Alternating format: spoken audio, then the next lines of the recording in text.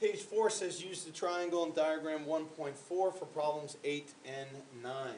In the diagram, if you notice, we are given one side, two sides, three sides, and only one of the angles, which is the right angle, the 90 degree.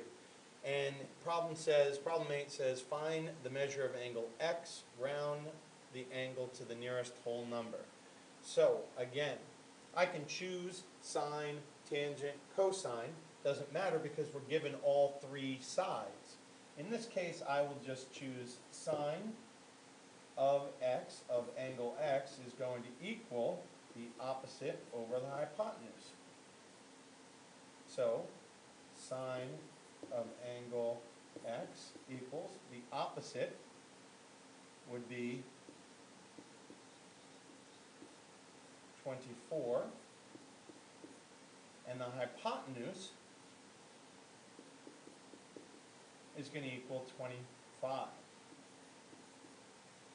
If I reduce that, I'm left with the sine of angle x equals 0.96. 0.96. So what I would do is I would look at my table of ratios for my trigonometry, and I would go down the sine column and I would look for 0.96. No, it's not in that column, so I'm going to have to check in here. 0.96. 0.96 is, how did I hear? 0.9613. So I think it's closest to 74. So I'll go back to my page, and I know that the value of x is going to equal 74 degrees. Now, here's where a lot of people made an interesting decision. And it's not that it's not a correct decision. You could, now that you know two of the angles, you know 74 for angle x equals 74, you know angle y equals 90. So yes, you could use x plus y plus z is going to equal 180, but that's in the assumption that number 8 was done properly. And we can't always necessarily go under that assumption.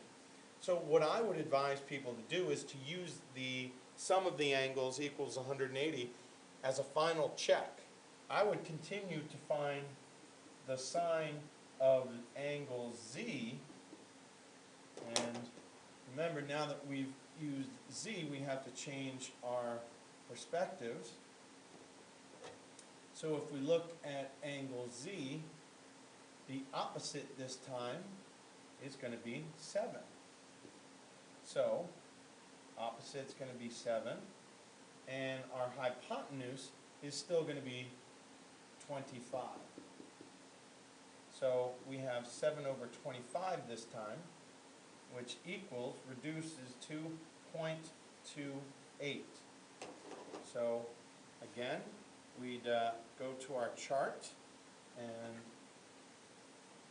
we'd look at the sine column, but this time we're looking for 0.28, sine of 0.28. So it's somewhere between these two.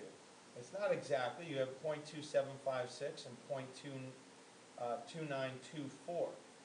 Yes, it's definitely closer to 16 because this is almost 0.28. But we have to remember, if we go back to our page, we have to remember that we used 74. So we couldn't necessarily use 17 because it wouldn't add up to 180. So angle z is going to have to equal 16 degrees. Okay? Because the sum of 74 plus 16 plus 90 equals 180. Good. Now, the extra